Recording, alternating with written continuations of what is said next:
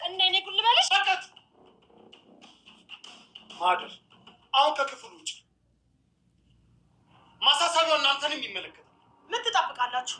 እየሰማችሁት አይደለ ያለው? ሁሉ እኮ ነው የተባላችሁት።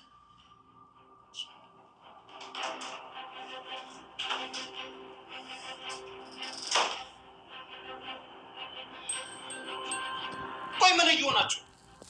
እንደ ጎረምሳ መደባደብ ጀመራችሁ? ሀብል እኔ ምን አደረግ? ክፍሌ ድረስ መታ ነገር የፈለገችኝ የራሷ ናት። አቶ እስክንድር ሴቶቹ እለት ከእለት የሚጣሉበት ምክንያት ምን እንደሆነ በጣም እያሳሰባቸውና እያስጨነቃቸው ይገኛል። ቢሆንም ግን ይህንን ነገር ለማወቅ ሀብልን ወደ ክፍላቸው በመጥራት ለብቻሽ ላናገርሽ እፈልጋለሁ ብለው ለብቻዋ አናግረዋት ነበረ። ሀብል ግን የሆነ ነገር ብናገር ምናልባት በድንጋጤ የሆነ ነገር ይሆኑብኛል ብላ በማሰብ ምንም ነገር ለመናገር አልፈቀደችው ማለት ነው። እንግዲህ እስክንድር የሆነ ነገር ማወቅ ስለሚፈልግ እንዳለ ሙሉ ቤተሰቡን ሰብስቦ ቆይ ለምንድን ነው ሁልጊዜ እንደዚህ እያጣላችሁ ያለበትን ነገር ልትነግሩ ትችላላችሁ ብሎ እያናገራቸው ነበረ ማለት ነው። እንግዲህ በዚህ ሰዓት እኛ የምንጣላበትን ምክንያት ከመጠየቅ የልጅህን ያለበትን ስሜት ብትረዳው ይሻላል ብላ ነበረ የመለሰችለት። ነገር ግን ልጁ ደግሞ አንቺ ያልተጠየቅሽውን አትመልሽ ባላት ሰዓት እንግዲህ በዚህ መሀል መነን ትመጣለች ማለት ነው። እንግዲህ ቆይ እኔ የሌለሁበት ስብሰባ ምንድን ነው እዚህ እየተካሄደ ያለው ብላ በጨዋታቸው መካከል ትገባለች። እንግዲህ አቶ እስክንድር እሷንም ቁጭ እንድትል ከጋበዟት በኋላ ቆይ ለምንድን ነው ሁልጊዜ እንደዚህ የምትጣሉት ብሎ ሲጠይቃት በዚህ ሰዓት እንግዲህ ሁለቱም ደብቀው የነበረውን ሚስጥር ያፈነዱታል ማለት ነው። እንግዲህ አጸደ እውነቱን ማወቅ ትፈልጋለህ በማለት አዎ እውነቱን ማወቅ እፈልጋለሁ ሲላት እንግዲህ ልጇን ከየት እንዳመጣቻት ባይታወቅም ግን ያንተን ህብረት ለግሏ ለማድረግ ነው ልጅቱን እዚህ ቤት አምጥታ የልጅ ሚስት እያደረገቻት ብላ እውነቱን ትናገራለች። በዚህ ሰዓት እንግዲህ ወይዘሮ መነንም ደግሞ ይህንን እሷም ደግሞ የቤት ሰራተኛዋን ወደዚህ ቤት እያመጣቻት እሷን አግብቶ ንብረቱን የግሏ ለማድረግ ነው በማለት እሷም የደበቀችውን ሚስጥር ታፈነደዋለች። በዚህ ሰዓት እንግዲህ አቶ እስክንድር በጣም በመናደድ እና በመደንገጥ ሁኔታ ላይ ነበሩ።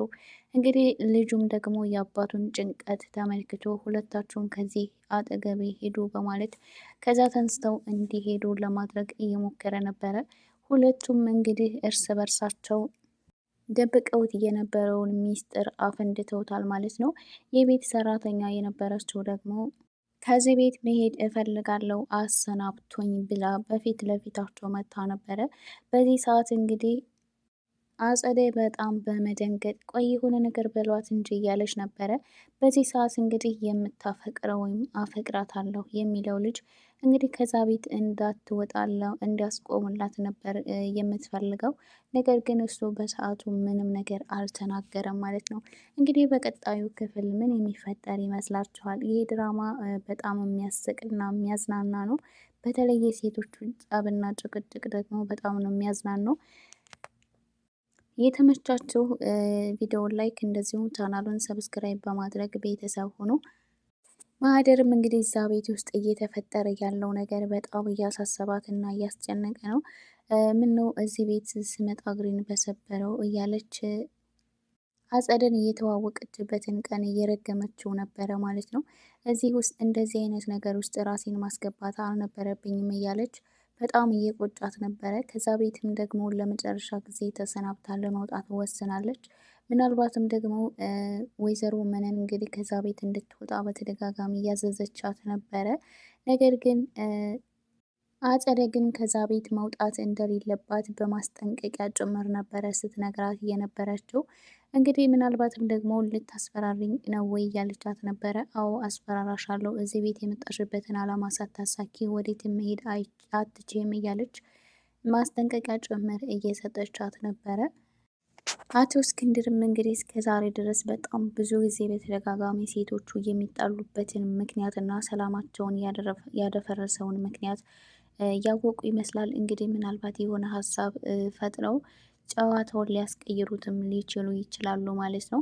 እንግዲህ ልጃቸውም እዚህ ቤት ውስጥ ከመጋረጃ ጀርባ ምን እየተካሄደ እንደሆነ ማወቅ እፈልጋለሁ እያለ ሀብልን ጠይቋት ነበረ ማለት ነው። ግን እሷ ደግሞ ምንም የምታውቀው ነገር እንደሌለ ነበረ ስትናገር እየነበረው። ቢሆንም ግን እሱ በቅርቡ እደርስበታለሁ ብሎ ነበረ ማለት ነው። አሁን ግን በደንብ ግልጽ የሆነለት ይመስላል። ከአባትየው ይልቅ ይህንን ነገር በደንብ እሱ ሊረዳው ይችላል ማለት ነው። ሀብልም እንግዲህ ከዚህ ነገር ራሷን ነፃ ለማውጣት በጣም ብዙ እየሞከረች ነው። እንግዲህ ባሏንም እንዲፈታት ጥያቄ ማቅረባለት ነበረ ማለት ነው። እንግዲህ ለማፋታት ከሆነ ለምንድን ነው ያገባሽኝ ብሎ ነበረ እየጠየቃት ማለት ነው። የዚህን ምክንያት አሁን ላይ ልነግርህ አልችልም ብላ ነገር ግን የጋብቻ ጥያቄውን የፍቺውን ጥያቄ እንዲቀበላት እያደረገችው ነበረ ማለት ነው። ነገር ግን አባቴ እኔ እንኳን ብፈቅድ አባቴ ይህንን ነገር ሊፈቅድ አይችልም፣ ስለዚህ ታገሺ እያላት ነበረ። ሀብል ግን አይ ከድሮ ፍቅረኛዋ ጋር ያስኳት ብለህ በመናገር አባት እንዲጠሉኝ ማድረግ ትችላለህ እያለችው ነበረ። ከሱ ጋር ለመለያየት የሄደችበት ርቀት ምን ያክል እዛ ቤት ውስጥ ትልቅ ውጥረት ውስጥ እንደገባች ነው እየተረዳው ነገር ቢኖር ማለት ነው። ከማህደርም ጋር ደግሞ በጣም ብዙ ጊዜ እየተፎካከሩ ነበር። በትላንትናው ክፍል ላይ በተለይ ሁለቱም ለራት ሊወጡ ተንስተው ነበረ። እሱ ግን ማናቸውን ይዞ መውጣት እንዳለበት በጣም ተቸግሮ ነበረ ማለት ነው። ማሂደርን ይዞ ቢወጣ ከዚህ ሚስቱን አስቀምጦ ከእሷ ጋር እንዴት ራት ሊበላ ይወጣል?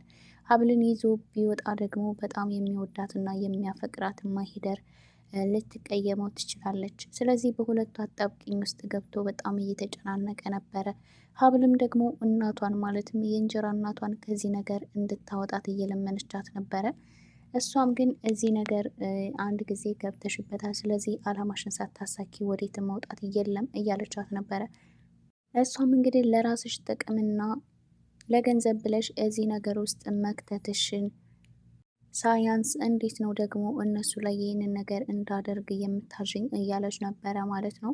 በተለይ ደግሞ የእስክንድርን ህመም ከሰማሽ በኋላ በጣም ነበረ ሀብል ያዘነችው ማለት ነው። ማለትም እስክንድር እንግዲህ በጣም ጥቂት ወራቶች እንደቀሩት ነበረ የነገረቻት ማለት ነው። በዚህ ሰዓት እንግዲህ ለሀብታቸው ብለው ሁለቱም ማለትም ሀብልና ይቅርታ ማሂደርን እዛ ቤት ውስጥ ያስገባቻት ጸዳልንና እንደዚሁም ደግሞ መነን ሁለቱም ፍክክር ውስጥ የገቡበትን ምክንያት አስባ እንዴት እንደዚህ ታደርጋላችሁ እያለች ነበረ ማለት ነው። ሀብልም እንግዲህ ከዚህ ነገር ውስጥ ራሷን ለማግለል በጣም ብዙ እየጣረች ነው። በተለይ አቶ እስክንድር በእሷ ላይ ያላቸውን እምነት ስታውቅና እሷን በጣም እንደወደዷት ሲነግሯት በጣም ነበረ እየተጨናነቀችው የነበረችው። ስለዚህ ከዚህ ቤት ውስጥ ወጥቼ መጥፋት ይኖርብኛልም እያለች ጭምር ስታስብ ነበረ። ሀብል እንግዲህ በማሂደር እና በባለቤቷ በሆነው ሰው መካከል እንደገባች ነው አድርጋ ራሷን ስታስብ የነበረው። ሁለቱ እንግዲህ እሷን ከማግባቱ በፊት ፍቅረኛሞች እንደሆኑ ለእንጀራ እናቷ ጭምር እየተናገረች እኔ ነኝ በመካከላቸው እየገባሁት፣ ስለዚህ ለማይወደኝ ሰው ብዬ ከማንም ሰው ጋር መጣላትም አልፈልግም እያለቻት ነበረ። እሷም እንግዲህ እንዴት ነው ባልሽን ለገረድ አሳልፈሽ የምትሰጨው እያለች በጣም እየጮኸችባትና እንደዚሁም ደግሞ ዱላ ቅልቅል ነበረ ሀብል ስታስተናግድ የነበረው። ምንን እንግዲህ ማሂደርን ከዛ ቤት ውስጥ ጨርቋን ጥላ እንድትወጣ ነው የማደርጋት እያለችም እየዛተችባት ነበረ። ማሂደር ግን እዚህ ቤት ውስጥ የመቆየት ፍላጎት የለኝም ብላ በራሷ ፈቃድ ከዛ ቤት ውስጥ እንድትወጣ ተገዳለች ማለት ነው። ነገር ግን ደግሞ ወደዛ ቤት ያመጣቻት ሴትዮ እንድትወጣ ግን አልፈቀደችላትም። መጨረሻ ላይ ግን መነን አጸደን ይዛ አንገቷን እንቅ አድርጋ ስታስለፈልፋት ነበረ ማለት ነው። በዚህ ሰዓት እንግዲህ አቶ እስክንድር ከውጭ እየገቡ ነበረ ጩኸታቸውን እየሰሙት። እዝራና ሀብልም ደግሞ እየተሯሯጡ መጥተው እነሱን ለመገላገል እየሞከሩ ነበረ። እንግዲህ አቶ እስክንድር ግን በር ላይ ቆመው እየተፈጠረ ያለውን ነገር እየተመለከቱ ነበረ ማለት ነው። እንግዲህ ሁለቱም ካገለገሏቸው በኋላ የተፈጠረው ነገር እዚህ ቤት ውስጥ እለት ከእለት የሚያጣላቸውና የሚያጨቃጭቃቸው ነገር ምንድን ነው በማለት አቶ እስክንድር በጣም በተናደደ ስሜት ሆነው ነበር ሲጮሁ የነበረው ማለት ነው። በዚህ ሰዓት እንግዲህ አጸደ ሁለት ሆነው ሊደበድቡኝ እየሞከሩ ነበረ በማለት ሀብልንም ጨምራ እየደበደበቻት እንደነበረ ለአቶ እስክንድር ስትናገር የነበረው። እንግዲህ አቶ እስክንድር ደግሞ ሀብልን እንደዚህ እንደማታደርግ በደንብ ስለሚያውቁ በዚህ ሰዓት ነበር እንግዲህ ወደ ክፍል ነይና ላናገርሽ እፈልጋለሁ ብለው አንዳንድ ጥያቄዎችን ሲጠይቋት እየነበረው ማለት ነው። በዚህ ሰዓት እንግዲህ እዝራ አባቱን ለማረጋጋት እና ይሄ የቤተሰብ ጸብ ነው፣ ስለዚህ በዚህ ጉዳይ ልትጨናነቅ አይገባም በማለት አባቱን ለማረጋጋት እየሞከረ ነበረ። አቶ እስክንድር ግን ዛሬም ቢሆን የቤተሰብ ጸብ ነው እንድትለኝ አልፈልግም በማለት ከእለት እለት ይሄ ጸብ በጣም እየበረታና ሁሉም ደግሞ ትልቅ ፉክክር ውስጥ እንዳሉ ነው አቶ እስክንድር እየተረዱት። ግን ሚስጥሩ ምን እንደሆነ ለማወቅ ሀብልን ሊያናግሯት ፈልገው ነበረ። ሀብል እንግዲህ ምንም ነገር መናገር በሰዓቱ ፈቃደኛ አይደለችም። በስተመጨረሻ እንግዲህ ሁለቱም እርስ በርሳቸው ደብቀውት የነበረውን ሚስጥር አፈንድተውታል። እንግዲህ በቀጣይ ክፍል ምን ሊፈጠር ይችላል፣ አቶ እስክንድርስ በዚህ ጉዳይ ምን ሊሉ ይችላሉ የሚለውን ነገር አብረን የምናይ ይሆናል። እንግዲህ እዝራም ደግሞ ሁለቱ ፉክክር ውስጥ የገቡበት ነገር ለምንድን ነው የሚለውን ነገር ማወቅ በጣም ብዙ ጊዜ የሞከረ ነበረ። አሁን ላይ ግን ሚስጥሩ የተገለጸለት ይመስላል።